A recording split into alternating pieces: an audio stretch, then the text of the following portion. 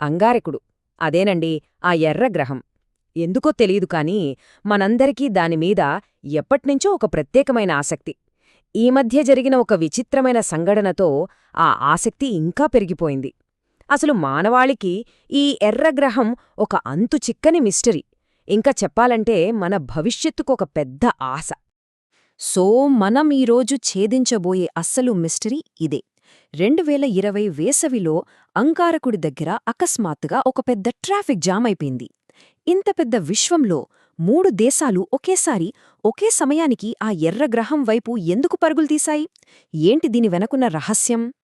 అయితే ఈ మొత్తం కథను మనం అర్థం చేసుకోడానికి మన దగ్గర ఉన్న గైడ్ ఈ మిషన్ బ్రీఫింగ్ అన్నమాట. ఇందులో ఉన్న సమాచారంతోనే మనం అంగారకుడి రహస్యాలను ఒక్కొక్కటిగా విప్పుదాం. సరే, ఇక విషయంలోకి వచ్చేద్దాం. ఆ 3 మిషన్లు ఒకేసారి ఎందుకు వెళ్లాయో తెలియాలంటే ముందుగా ఆ ప్రయాణం వెనుక ఉన్న సైన్స్ ఏంటో అర్థం చేసుకోవాలి. దీనికి సమాధానం ఒకే ఒక్క పదం: మార్స్ లాంచ్ విండో. అంటే ఇది ప్రతి 26 నెలలకు ఒకసారి మాత్రమే వచ్చే ఒక గోల్డెన్ ఆపర్చునిటీ. ఈ సమయంలోనే భూమి, అంగారకుడు రెండూ ప్రయాణానికి అత్యంత అనుకూలమైన పొజిషన్లో ఉంటాయన్నమాట. ఈ స్లైడు చాలా ముఖ్యం. ఎందుకంటే హోమాన్ బదిలీ కక్ష్య అనే కాంప్లెక్స్ ఫిజిక్స్ని ఇది చాలా సింపుల్గా చూపిస్తుంది. ఎలా ఊహించుకోవాలంటే, కదులుతున్న బస్సు వైపు మనమొక బంతిని విసిరినట్టు. బస్సు ఇప్పుడున్న చోటికి విసిరితే లాభం లేదు. అది కాసేపట్లో ఎక్కడికి వెళ్తుందో ఊహించి అక్కడికి విసిరాలి. ఇక్కడ కూడా అంతే. భూమి నుండి బయల్దేరిన ర్యాకెట్ కొన్ని నెలల తర్వాత అంగారకుడు ఎక్కడుంటాడో కరెక్ట్గా లెక్కగట్టి సరిగ్గా అదే సమయానికి అక్కడికి చేరుకుంటుంది. అద్భుతం కదా? సో అసలు పాయింట్ ఏంటంటే, ఈ లాంచ్ విండోని కనుక మిస్ అయితే మళ్ళీ 2 ఏళ్లకు పైగా ఆగాలి.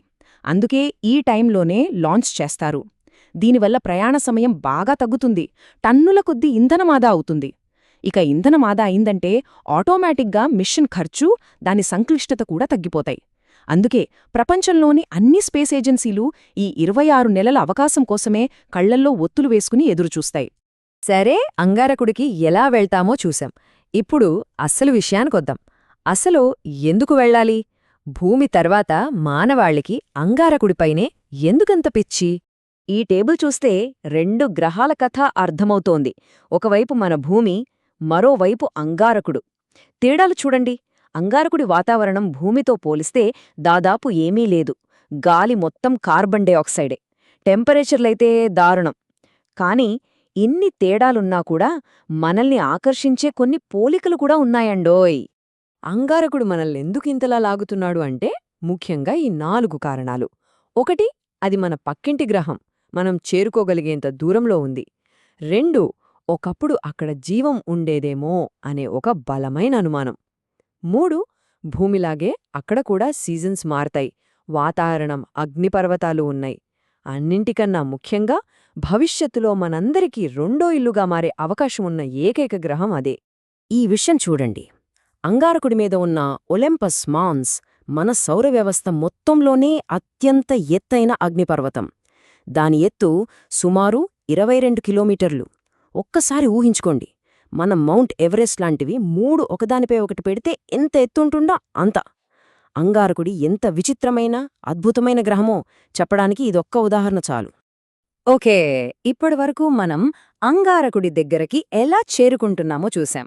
ఇప్పుడు ఈ గ్రహాన్ని అర్థం చేసుకునే ప్రయాణంలో మనం సాధించిన కొన్ని ముఖ్యమైన మైలురాళ్లను ఒక్కసారి చూద్దాం.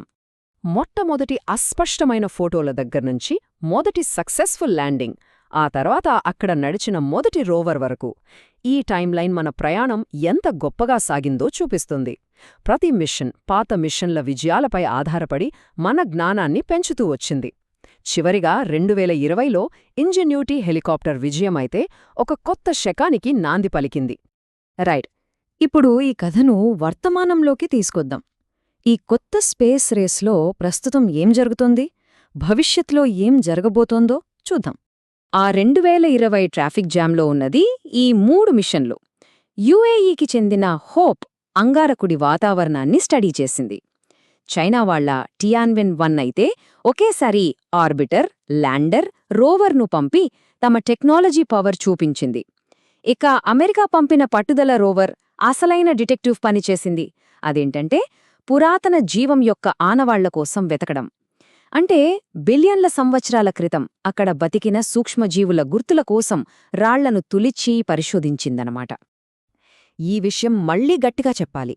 ఇంజెన్యూటీ హెలికాప్టర్ విజయం కేవలం ఒక ప్రయోగం కాదు, అది ఒక చారిత్రాత్మక అద్భుతం. 100 ఏళ్ల క్రితం రైట్ సోదరులు భూమిపై మొదటి విమానం ఎగరవేయడం ఎంత గొప్ప విషయమో, ఇంజెన్యూటీ మరో గ్రహంపై గాలిలో ఎగరడం కూడా అంతటి సంచలనం. ఇది ఫ్యూచర్ ఎక్స్ప్లోరేషన్కు కొత్త దారులు తెరిచింది.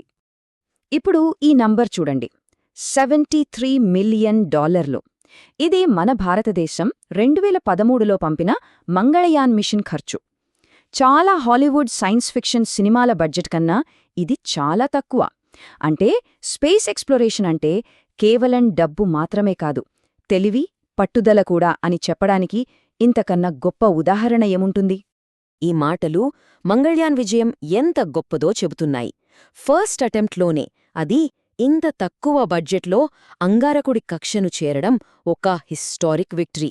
ఇది అంతరిక్ష రంగంలో భారతదేశం స్థానాన్ని పదిలం చేయడమే కాదు, ఎన్నో దేశాలకు ఒక పెద్ద స్ఫూర్తిగా నిలిచింది. మరి భవిష్యత్తులో ఏం జరగబోతోంది?